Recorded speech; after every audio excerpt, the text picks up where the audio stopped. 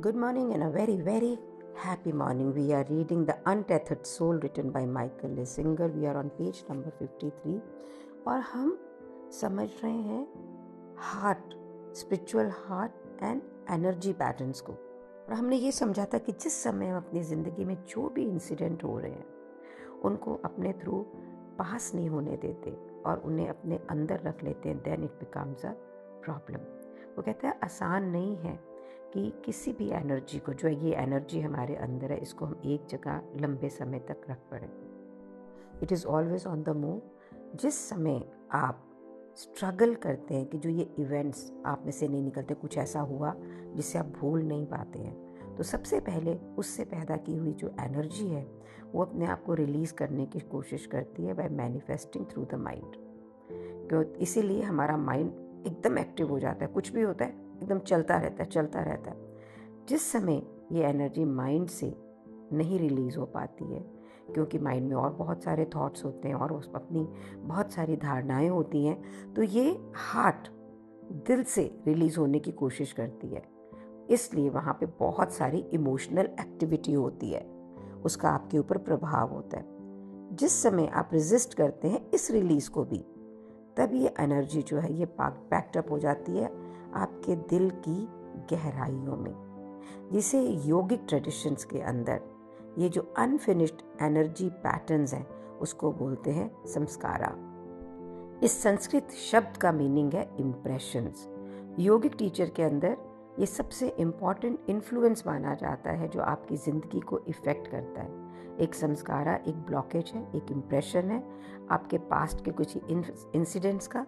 ये एक unfinished energy pattern है जो कि आपकी ज़िंदगी को फिर रन करती है। इसे विपश्यना में संघारा बोलते हैं। चलिए पहले इसको समझते हैं बुक के हिसाब से, then I will also share an incident with my teacher who coached me on this. Page number 53 पे बुक कहती है let's take an in depth look कि इसके पीछे क्या फिजिक्स है जो ये एनर्जी पैटर्न्स ब्लॉक हो जाते हैं। बिल्कुल एनर्जी वेव्स की तरह जो एनर्जी हमारे अंदर आती है वो मूव करती है, लेकिन इसका मतलब ये नहीं है कि वो एनर्जी हमारे अंदर ब्लॉक नहीं हो सकती। सो ये एनर्जी अंदर मूव भी कर रही है और ये एक जगह पे है, ये अपने अराउंड सर्कल करती है।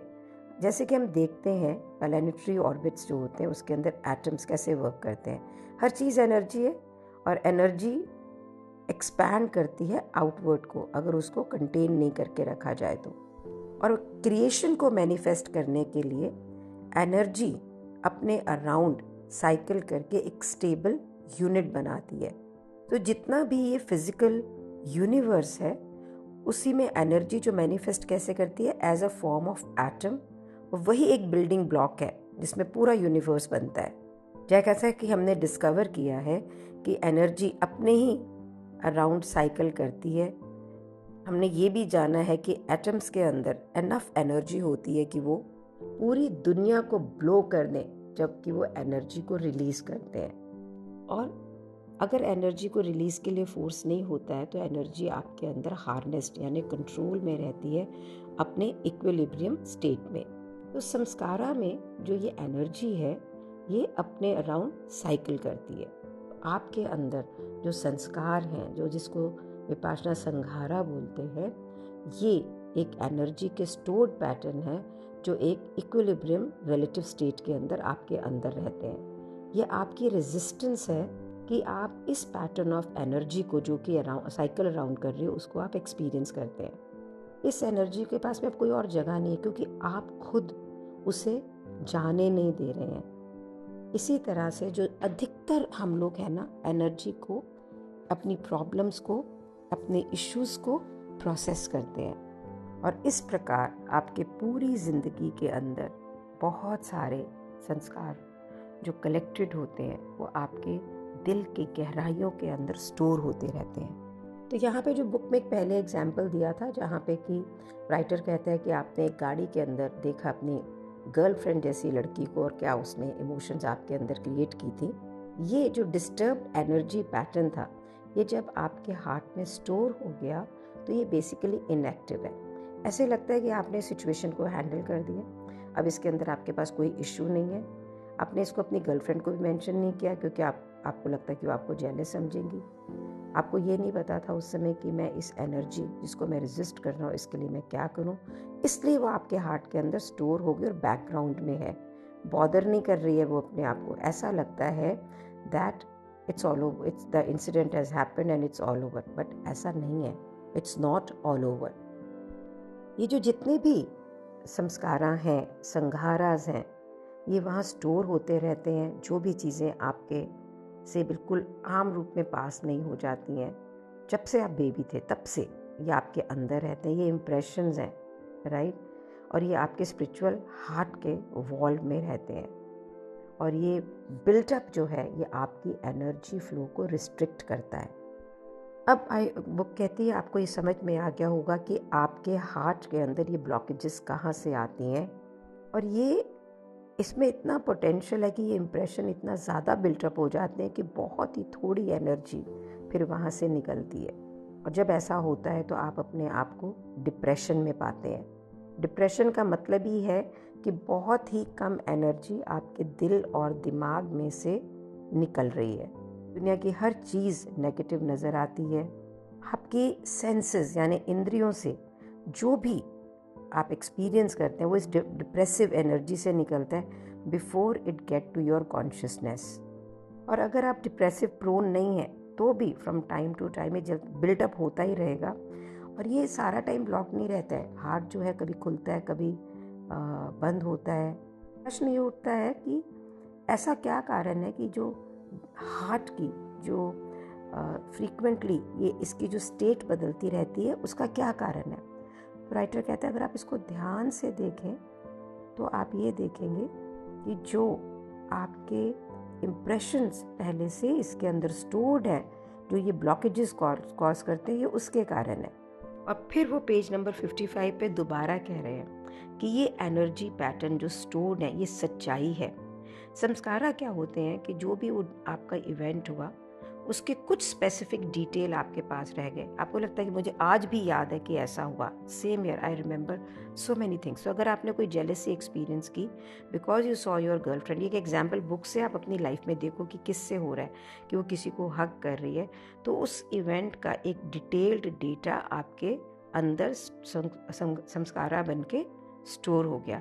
इस इवेंट की एक अपनी वाइब्रेशन है, एक इसका अपना स्वभाव है, और एक इसकी अपनी सेंसिटिविटी है जो आपके अंदर रह गई है। अब इसका प्रभाव क्या है आपके भविष्य पे। 5 साल बाद अब वो गर्लफ्रेंड जो कार में थी, जिसको आपको लग रहा था वो आपकी ज़िंदगी में है नहीं, आप किसी और से आपकी शादी हो गई है, और एक दिन आप अपनी फैमिली के साथ बहुत ही अच्छा समय बिता रहे हैं, वैसे ही पेड़ जा रहे हैं, आप अपनी गाड़ी में जा रहे हो, और फिर आपको एक गाड़ी दिखती है जहाँ पे 2 लोग अपने आप को हक कर रहे हैं। अब आपके अंदर से कुछ आपके हार्ट में बदल जाता है। Your heart skips a beat, I am reading it as it is written in the book, starts beating faster and you become moody, irritated, agitated. अब वो जो दिन बड़ा मस्त था आपकी फैमिली के साथ में, वो मस्त नहीं रहा। और ये सारे इनर चेंजेस कहाँ से हो रहे हैं? क्योंकि आपका हार्ट डिस्टर्ब हो गया, आपने उस पर्टिकुलर गाड़ी के अंदर कुछ देखा। पर देखिए राइटर कहता है कितना अमेज्ड है ये प्रोसेस, अमेजिंग, कि 5 साल पहले की कुछ मेमोरीज जो आपके आज को किस प्रकार से डिस्टर्ब कर सकती हैं, और वो मेमोरीज जिसको आपने किसी से भी डिस्कस नहीं किया। आपको ये सब अनबिलीवेबल लग रहा है, but then this is true. मैं विपाशना में थी, वहाँ पे मेरी ड्यूटी थी, मैं सेविका बन के गई पगोडा के अंदर, और मेरे ज़रा जोर से बेल बजाने से एक रशियन साधक थी, वो रोने लग गई। मेरे को इतनी घबराहट हुई कि मैं सेवा में हूँ और मेरी वजह से किसी को इतना कष्ट हुआ। मैंने टीचर को जाके बोला कि मैं बहुत ही मुझे बुरा लग रहा है, और उन्होंने बोला नहीं कोई बात नहीं है, वो अपने इनर प्रॉब्लम्स में होगी, you have done your duty, आपने उसको अपोलोजाइज कर लिया, इट इज़ ऑल राइट। ये बोल के वो वापस गई, लेकिन फिर दोबारा वापस आई और उन्होंने बोला Shalini this is over with you, इसको सोचने की ज़रूरत नहीं है, क्योंकि अगर आप इसके बारे में सोचेंगी तो ये संस्कारा बन के, संघारा बोलते हैं, आपकी लाइफ के अंदर आएगा। Means now I am understanding that this will become an blocked energy patterns.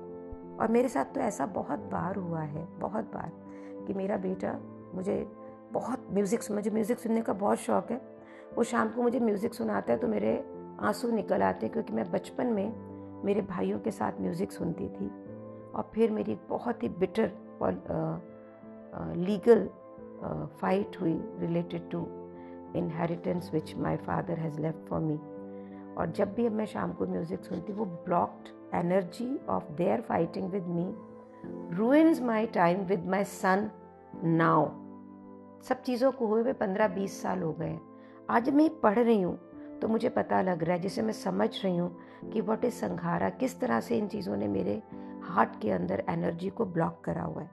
तो अब मुझे समझ में आ रहा है कि किस तरह से ये हार्ट ओपन होता है, क्लोज कर होता है, किस तरह से ये जो एनर्जी है ये हमारे अंदर स्टोर हो जाती है और किस तरह से फिर वो हमारे आज के दिन की सोच, आज के दिन के इवेंट्स को इम्पैक्ट करती है।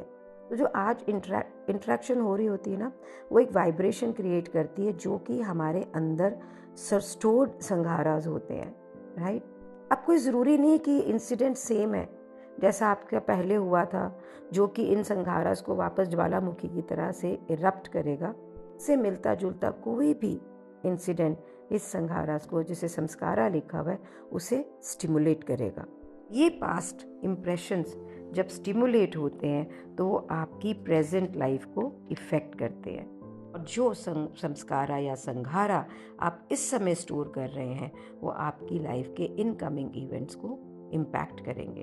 तो जैसे ही कोई भी आपके अंदर ब्लॉक्ड संस्कारा या संघारा स्टिमुलेटेड होता है, ये बिल्कुल एक फूल की तरह खिलता है और अपनी जितनी भी स्टोर्ड एनर्जी, जब फूल खिलता है उसमें से खुशबू आती है, आपने देखा किस तरह से पत्तियां खिल जाती हैं, तो जितनी इसकी स्टोर्ड एनर्जी होती है ये बाहर आती है। आपको वो जो पुराना एक्सपीरियंस होता है, उसके एक्सपीरियंस को आपकी चेतनता में, आप एक उसके सोच को, फीलिंग में, उसकी वैसी स्मेल को, उसके सेंसरी इनपुट्स को एक्सपीरियंस करते हैं। It's like a snapshot of a complete event. ये सिस्टम एक ह्यूमन बीइंग का क्रिएटेड है। ये कंप्यूटर्स भी इतना एक्सपर्ट सिस्टम नहीं क्रिएट कर सकता। ये ह्यूमन सिस्टम किसी भी इंसिडेंट को आर्काइव कर सकता है, आपकी फीलिंग्स को, आपकी सोच को, जो भी आपके इवेंट्स के अंदर हुआ है। आर्काइव का मतलब क्या है? ये वहाँ रहता है पर दिखता नहीं है। करते हैं ना अपने कंप्यूटर्स पे आर्काइव, फ़ोन पे आर्काइव करते हैं, इंस्टाग्राम पे आर्काइव करते हैं, बिल्कुल वैसे ही। आर्काइव का मतलब छुपा देना है आपकी ज़िंदगी में, पर वो दिख नहीं रहा। ये जो है पर दिख नहीं रहा, ये आपके दिल के अंदर एक एनर्जी बबल की तरह स्टोर्ड है। सालों बाद में स्टिमुलेटेड होता है तो इंस्टेंटली पास्ट में हुई ये फीलिंग्स को आप दोबारा से महसूस करते हैं। आप वो डर, वो इनसिक्योरिटी जो 5 साल पहले हुई थी, उसे अब जब आप 60 साल के भी हैं तो आप उसे एक्सपीरियंस करते हैं। सो हो क्या रहा है? एक अनफिनिश्ड मेंटल और इमोशनल एनर्जी पैटर्न है जो स्टोर है और वो बार बार रिएक्टिवेट हो रही है। मैंने इतनी सारी किताबें इसके ऊपर पढ़ी, रिकॉर्ड की हैं, पर इतनी ब्यूटीफुली और सिंपली आज तक मैंने इसको कभी नहीं समझा। एकार्ट टोल की बुक के अंदर भी द पेन बॉडी को जब वो एक्सप्लेन करता है तो वो बताता है कि किस तरह से ये हमारी बॉडी में रह जाता है। विपाशना का पूरा मेडिटेशन इसी के ऊपर है, entire meditation which talks about all the energies which is right inside us. An entire meditation is to release that. So इसके बारे में आज थोड़ा सा contemplate करिए। किस प्रकार से मुझे मेरे पापा के इंसिडेंट हॉस्पिटल के बिल्कुल ऐसे लगता है मूवी की तरह मेरे दिमाग में इम्प्रिंट है और वो मेरी ज़िंदगी को आज इम्पैक्ट कर रहे हैं। मैं हेल्दी हूँ, 64 हूँ, उसके बाद मुझे लगता है मेरे पास पैसे की कमी किस लिए? अगर मैं बीमार हुई तो मुझे उतने पैसे हॉस्पिटल में देने पड़ेंगे। What will I do then at that time? और कोई ऐसा नहीं लग रहा है कि ऐसा होने वाला, नॉट एट ऑल।